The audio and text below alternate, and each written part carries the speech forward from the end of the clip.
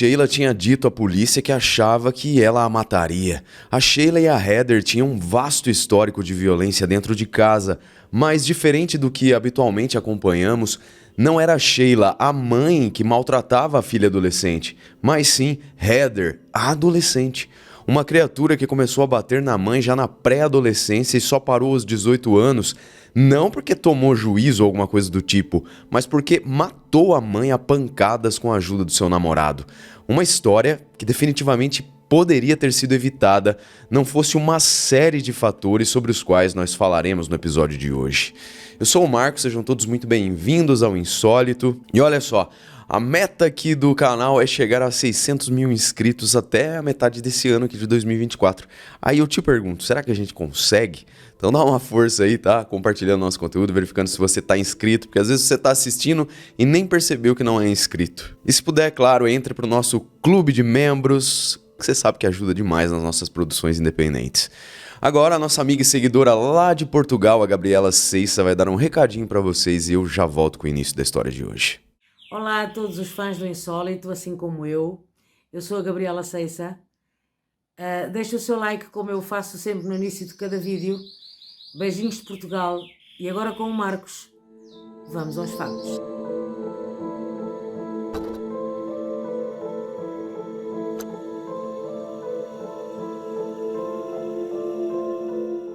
A adolescente americana Lois Heather Mack e sua mãe Sheila Von Wise Mack ficaram famosas em razão de uma trágica história que se tornou pública e horrorizou a todos, quando o corpo da Sheila foi encontrado dentro de uma mala em Bali, na Indonésia. Uma mãe que sofreu durante anos de violência doméstica nas mãos da filha, dentro de casa.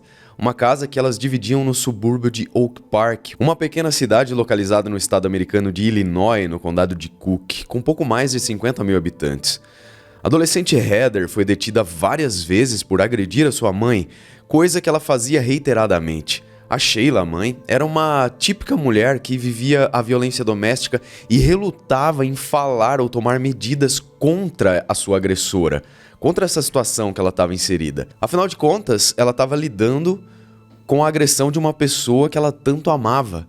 E a violência só piorava, ela piorava progressivamente ao longo dos anos, até que em janeiro de 2013, a Sheila chegou a uma dolorosa conclusão e fez uma assustadora admissão a um policial. Ela acreditava que a sua filha a mataria.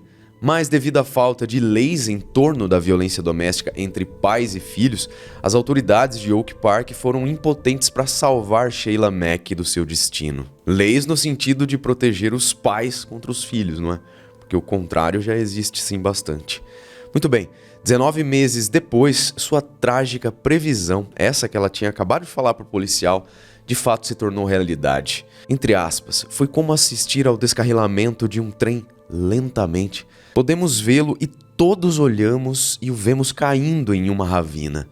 Sinto que, em algum nível, todo o sistema de justiça criminal falhou com a Sheila. Essas, pessoal, foram frases ditas pelo sargento Russell Freeland, da polícia de Oak Park. Uma figura de extrema importância nessa história, pois foi ele que acompanhou por anos os procedimentos policiais envolvendo a Sheila e a Heather. O policial ainda acrescentou: é claro que a filha dela foi quem mais falhou com ela. Sua filha, que ela amou, criou, adorou e fez tudo o que podia para ganhar seu afeto e aprovação, a atraiu de uma forma que ninguém poderia igualar.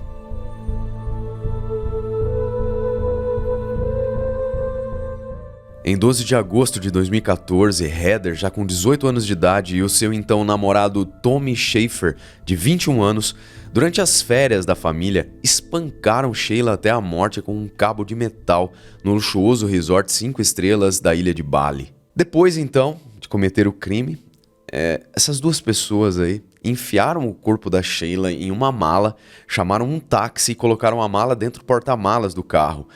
E aqui vale um detalhe: a Heather estava grávida do namorado Tommy, né, quando os dois decidiram assassinar dessa forma covarde e brutal a mãe da Heather. Eles foram então tentar fazer o check-out do resort usando o cartão de crédito da mãe, da Sheila, que eles tinham acabado de assassinar. Mas o que eles não sabiam é que a Sheila já tinha instruído os funcionários do resort a não aceitar qualquer cartão de crédito que a filha tentasse usar. O casal, então, percebendo que não tinha o que fazer, eles decidiram fugir do local e deixaram para trás a mala, né, com o corpo da Sheila dentro do porta-malas daquele táxi. Então, obviamente, tudo foi descoberto e não demorou muito para que eles fossem rastreados até um hotel barato e fossem presos sob suspeita de assassinato. Os promotores revelaram que ela havia levado seu namorado com uma passagem de classe executiva de $12 mil poucas horas antes. E claro que essa passagem tinha sido paga com cartão de crédito da mãe dela, da Sheila. Como vocês podem ver, a Heather tinha ido passar férias. Apesar de tudo, a Sheila levou a filha para passar férias num resort luxuoso, conseguiu usar o cartão de crédito da mãe para levar o namorado lá, já com tudo maquinado para assassinar a mulher. Mensagens de texto arrepiantes também mostraram como o casal se comparou à notória dupla Bonnie e Clyde e planejou métodos de assassinato com a ajuda do primo do Tommy, um rapaz chamado Ryan Bibbs. Como vocês devem saber, lá na Indonésia tem a pena capital. E esse casalzinho aí se livraram por pouco do pelotão de fuzilamento. Eles acabaram só sendo condenados por homicídio premeditado. A filha de Heather, lembra que ela estava grávida, não é? Nasceu já na prisão de Bali e ela recebeu o nome de Stella. E a mãe, a Heather, e a Stella, a pequena Stella, puderam ficar juntas dentro da prisão nos primeiros 2 anos de vida da bebezinha. A Heather foi condenada a 10 anos de prisão lá na Indonésia. Atualmente, a Stella está sendo criada por uma sobrinha da Sheila no Colorado. O Tommy Schaefer foi condenado a uma pena de 18 anos de prisão em Bali pelo assassinato e poderá ser libertado da custódia indonésia e regressar aos Estados Unidos já em 2026. Já o Bibbs, o primo, também foi condenado por conspiração por matar Sheila e sentenciado a 9 anos de prisão. Já Heather, depois de cumprir 7 anos numa prisão indonésia, foi extraditada para os Estados Unidos, onde foi novamente presa sob a acusação de conspiração para homicídio num país estrangeiro. Isso em novembro de 2021. Por quase 2 anos, a Heather ficou presa em Illinois aguardando julgamento pela justiça americana. Durante as audiências, ela se confessou como culpada da acusação de conspiração para assassinar um cidadão americano e assinou um acordo com os procuradores, mas ela deixou bem claro que ela achava que ela já tinha cumprido a pena pelo crime que ela cometeu lá em Bali contra a mãe. Pois é, ela achou que toda essa conspiração, esse crime bárbaro, já tinha sido pago com os 9 aninhos que ela puxou lá. Mas ela foi para os Estados Unidos e depois, no final do episódio, eu comento a sentença que ela recebeu. Galera, é um caso de terror que paralisou a nação norte-americana quando tudo veio à tona e levantou várias questões devido à brutalidade da morte de Sheila. Como uma filha poderia ter planejado a morte da própria mãe? Como ela poderia ter enfiado o cadáver da própria mãe em uma mala e abandonado lá, né, no porta-malas do táxi, não é? E por que ela fez isso? Mas a grande questão é: será que o assassinato de Sheila poderia ter sido evitado? Questões interessantes, com toda certeza, que não valem apenas para os norte-americanos. Essas questões servem para todos nós, como nós vamos ver a seguir.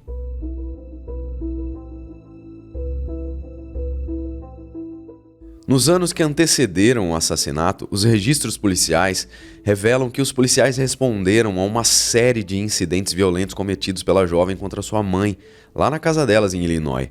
Os registros mostraram pelo menos 35 interações com os policiais desde 2008, incluindo relatos de agressão a socos, mordidas e também um relato sobre um braço quebrado da Sheila. Os registros também incluem relatos de roubo de cartões de crédito e também dinheiro. Pois é, tudo indicava uma história com final trágico por essa escalada de violência. E de fato, isso aconteceu, não é? Olha só, a morte da Sheila foi em 2014, mas o primeiro registro na polícia sobre as agressões que a Sheila sofreu, na verdade, foi em abril de 2008, por causa de uma denúncia de que a jovem, de então 13 anos de idade, tinha trancado a mãe num quarto e a ameaçado. E a gente sabe que se ela denunciou é porque provavelmente já vinha sendo agredida de uma forma ou de outra muito antes. O sargento Freeland, aquele lá que eu comentei no início do episódio, conheceu a Sheila em novembro de 2010, quando ela relatou que sua filha tinha roubado seu cartão de crédito e também $1.060 em dinheiro. Na época, Ele era detetive especializado em questões juvenis e familiares e foi designado para esse caso. Esse policial então conversou com a menina, que admitiu que roubou o cartão de crédito da mãe, mas negou ter roubado dinheiro. Desde a primeira vez que conversou com as duas, esse sargento percebeu como era difícil para aquela mãe expor a filha. Ela suspeitou e então soube que a filha tinha roubado dela, mas não queria prosseguir com as acusações contra a sua menina. O que é compreensível até, não é? Mas à medida que as coisas avançavam, foi tudo ficando muito complicado. Segundo esse sargento, desde o primeiro encontro com elas, ficou claro que algo estava muito errado, tanto pelo lado financeiro como também pelo comportamento da filha. Mas foi em fevereiro de 2011 que o alarme realmente disparou. O sargento Freeland recebeu Sheila no departamento de polícia e ela estava com o braço direito quebrado e engessado. A Heather tinha empurrado a sua mãe, que caiu e quebrou o braço. Segundo o policial, estava claro que tinha algum tipo de dinâmica doméstica que não era boa, mas a Sheila não conseguiu ser franca, ser aberta o suficiente para explicar o que realmente estava acontecendo em sua casa. Porém, com o tempo, o policial foi ganhando a confiança da Sheila e, mais confortável, digamos, para falar, ela acabou se abrindo com ele sobre o abuso físico e verbal que ela sofria da filha. Mas quando o sargento Freeland disse a Sheila que eles teriam que prender a Heather e que ela precisava prestar queixa pelo suposto ataque, foi como se a realidade caísse sobre a cabeça da Sheila. Ela então saiu correndo da delegacia de polícia. Ela não queria que a filha fosse presa. Uma verdadeira provação do amor de mãe, não é? Tem gente que não denuncia nem marido ou mulher que é agressivo, violento, tanto física quanto emocionalmente. Imagina um filho. Dá pra notar pelas fotos aí que a Sheila tinha paixão pela filha, apesar de tudo. A menina era uma adolescente pra mãe. A mãe sentia que precisava proteger ela, não conseguia encarar aquilo ali como uma ameaça real que ela estava sofrendo. Aí fica o questionamento, né? Ou essa relação era muito mais conturbada do que supõe a nossa visão aqui baseada nessas fontes, ou a menina tinha sérios problemas que deveriam ter sido tratados, notados pela mãe e quem sabe até ter havido aí uma internação. A Sheila também poderia ter, de repente, alguma coisa aí que não deixava ela enxergar, né, o que estava acontecendo e que sempre a fazia recuar quando ela estava quase denunciando a filha.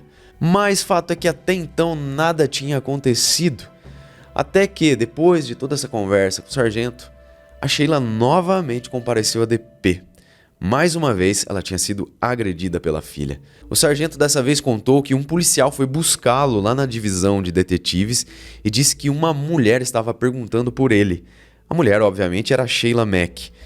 Ela havia sido atacada e estava chorando e ela disse o seguinte: "Sinto muito, eu deveria ter ouvido você. Você pode me ajudar agora?" Era um pedido de socorro e naquele momento esse pedido foi atendido. Essa foi a primeira vez que a Heather foi presa.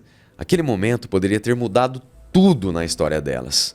Toda essa história trágica podia ter sido desviada, mas nada foi feito. Pelo menos nada concreto. Infelizmente, então, se iniciou um ciclo no qual a Sheila entrou e não soube sair. Ela era agredida, chamava a polícia, depois se arrependia e não prestava queixa, e assim foi rolando, até o final que a gente já conheceu no início do episódio. Realmente tudo poderia ter sido diferente. Será que a Heather não era uma manipuladora também? Batia na mãe, depois apaziguava a situação fazendo aí uma cena de um suposto arrependimento, até acontecer de novo e ela repetir tudo isso de novo, e a mãe, pelo simples fato de ser mãe, não conseguia, como eu disse anteriormente, enxergar toda a situação, essa manipulação da filha. Não é? Se ela conseguiu ligar pro namorado lá no dia do crime, fria, pagou a passagem do cara para ir lá matar a mãe, ela certamente tinha um nível aí de manipulação supremo, não é? E a Sheila, infelizmente, caiu. Mas eu quero saber a opinião de vocês. O que vocês acham sobre tudo isso? Deixa aí nos comentários.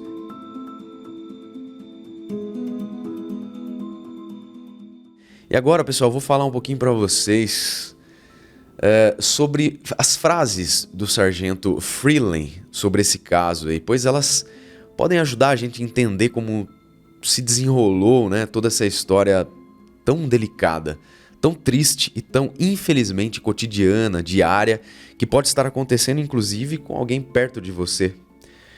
Olha só, o comportamento dela era completamente consistente com o de outras famílias com quem trabalhei, onde as crianças abusavam dos pais e em outras situações mais amplas de violência doméstica ou familiar. Isso se reflete no que vemos na violência entre parceiros íntimos, onde a vítima é muito relutante em falar contra o seu agressor. O conflito de Sheila era: não acredito que ela quisesse quebrar o meu braço, ela só estava com raiva de mim. E para finalizar ele disse: é o que ouvimos de tantas vítimas de violência doméstica. Pois é, pessoal, os comentários aí do Sargento Freeland reforçam aquilo que eu estava dizendo para vocês, né? Definitivamente a Sheila ou não queria enxergar, que eu acho que é, né? Por essa questão do amor de mãe, ou de fato estava sendo manipulada. Não é? Meio que improvável que ela não tivesse conseguindo enxergar.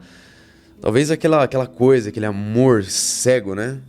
Tivesse falando pra ela ali, falando: não, foi sem querer, ela te empurrou porque ela tava com raiva de alguma situação, você caiu aí, culpa sua que você quebrou o braço. Não é? Triste demais, né? A Sheila, após a primeira prisão da Heather, teve todas as opções para os próximos passos, chance de prender a sua filha, mas ela decidiu que não queria que o caso fosse ao tribunal. E logo, tudo se repetiu. Menos de 2 meses depois, a jovem foi presa pela segunda vez por morder o braço da mãe. E o sargento Freeland não foi o policial que fez essa prisão nesse caso aí. Mas quando ele soube de tudo, ele contatou a Sheila e disse a ela que deveria buscar proteção judicial contra a filha, pois a situação estava piorando. E tudo continuou a piorar de fato. Mais e mais relatórios chegavam sobre as duas. Entre a primeira detenção em fevereiro até o final de 2011, os registros da polícia de Oak Park revelam nada menos do que 10 vezes distintas em que a polícia foi chamada à casa da família Mack. Em um dos relatos consta que ela ameaçou a mãe, fugiu, e outro em que ela é descrita como fora de controle. Já no início de 2012, a Heather foi condenada por agressão no tribunal juvenil. E de acordo com essa condenação em juvenil, ela foi obrigada a frequentar aconselhamento, com um foco específico no controle da raiva. Por mais contraditório que possa parecer essa condenação, ela fez com que a Sheila se distanciasse mais de procurar ajuda da polícia. A Sheila passou agora a navegar sozinha no caos, enquanto a Heather se tornava mais e mais violenta e agressiva. Provavelmente, por medo de a filha ser novamente presa, a Sheila parou de falar com a polícia.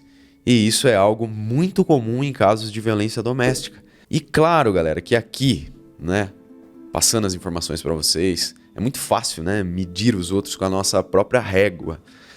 Mas é nítido que a Sheila estava com medo de perder o que ela acreditava ser um laço amoroso com a filha, não é? Ela tinha essa esperança, obviamente, você vai achar que seu filho não te ama. Você vai sempre tentar procurar uma explicação, né? Sabe, a água sempre vai buscar o ralo, né? Pra tentar levar a sujeira embora. A Sheila definitivamente devia estar muito fragilizada, que chega até a dar pena. Quem é pai ou mãe sabe que temos o desejo instintivo, às vezes, de proteger os nossos filhos. É algo da nossa natureza, da natureza animal até. E no caso da Sheila, imagina, ela era viúva, a Heather era sua única filha e ela estava programada para manter sua filha segura, mesmo que isso fosse acabar com a vida dela. Mesmo porque, obviamente, ela jamais pensou que a filha pudesse dar fim na vida dela, não é? Pelo menos não com clareza. Muito bem, as autoridades também tentaram conseguir ajuda para Heather mudar o seu comportamento violento. A menina passou algum tempo em instalações separadas para delinquentes juvenis que sofrem de problemas de saúde mental. Então ela recebeu tratamento hospitalar e também ambulatorial. Além dos serviços de saúde mental, uma detetive especializada em se conectar com meninas em situação de risco foi designada para atuar como sua mentora. As autoridades queriam manter a Sheila segura, mas também precisavam da melhora da Heather para que esse ciclo de violência fosse quebrado. E isso era uma dualidade extremamente difícil de equalizar. E ao longo de 2012 foram feitos mais pelo menos 15 relatórios policiais sobre o caso.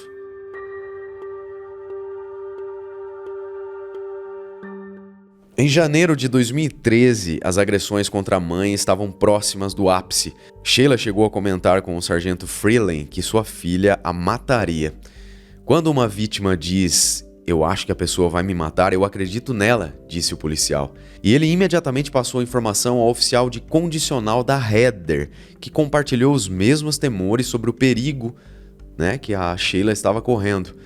Eles tentaram expor o caso de violação à supervisão do tribunal e a Heather, por isso, deveria ser presa. Mas, novamente, por incrível que pareça, a Sheila decidiu parar de cooperar com as autoridades e, assim, o caso foi arquivado em maio de 2013.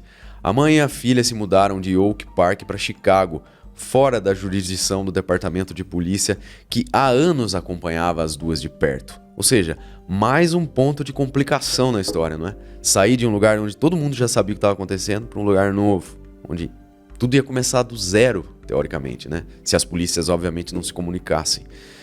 Então, obviamente, o pior estava prestes a acontecer. E não demorou para acontecer.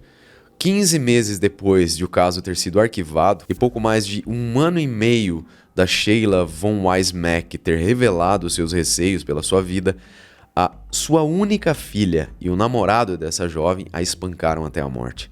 O sargento Freeland, agora detetive aposentado, entende que fez de tudo que ele podia fazer dentro da lei para tentar salvar a vida daquela mãe, mesmo que não tenha conseguido.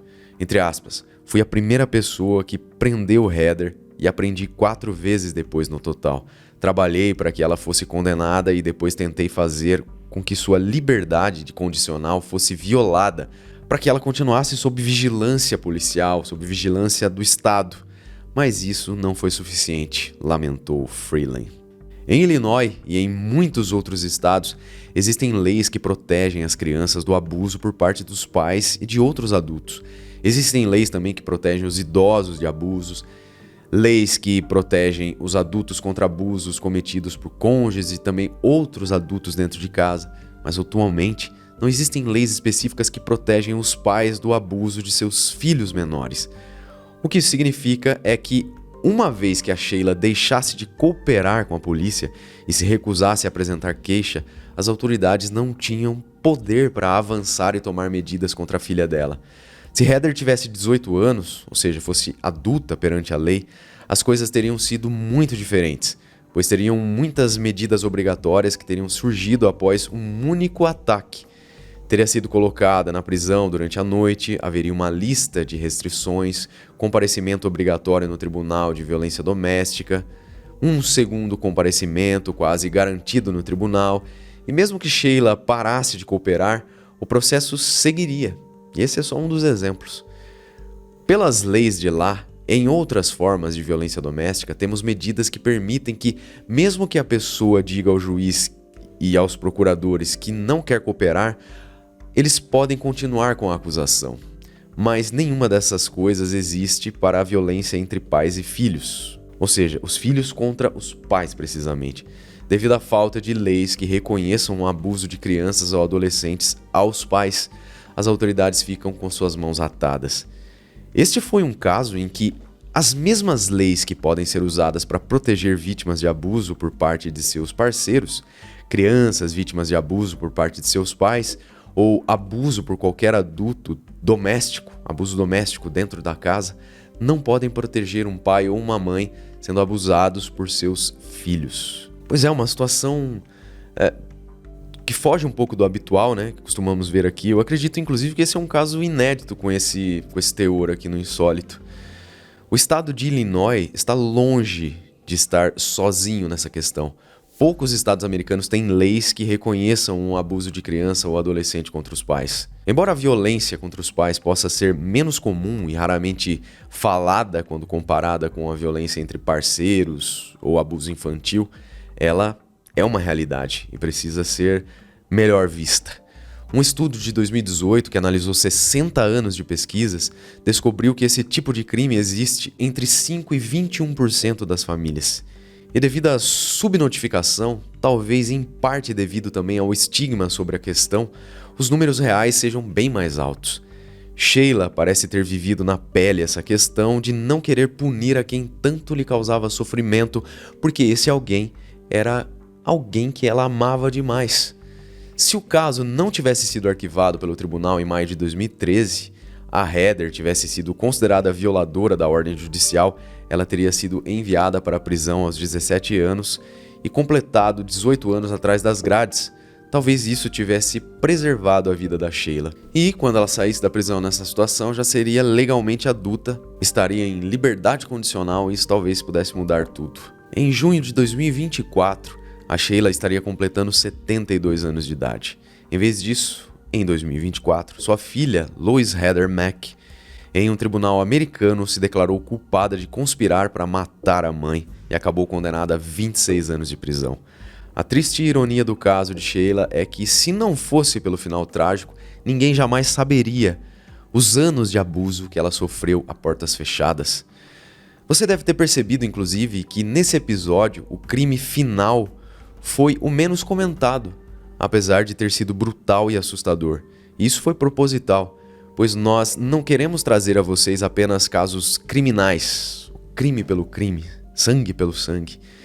Isso está cheio em todos os canais, não é? O que nós sempre queremos trazer aqui no Insólito é o que leva até esses desfechos tristes e insanos. Isso é para que nós possamos pensar, refletir e prestar atenção cada vez mais ao que pode estar acontecendo ao nosso redor. Muitas vezes nós nem percebemos por diversas razões. Hoje não podemos mais fechar os olhos a nenhum tipo de agressão. Não devemos nos omitir. E como sempre digo aqui, inclusive é o título de uma das séries do canal, não se cale. Espero que vocês tenham apreciado nosso trabalho de hoje. Se gostou, deixe seu like, verifique sua inscrição no canal e considere entrar para o nosso clube de membros se puder. Combinados? É isso. Beijo do Ruivo e até o próximo episódio.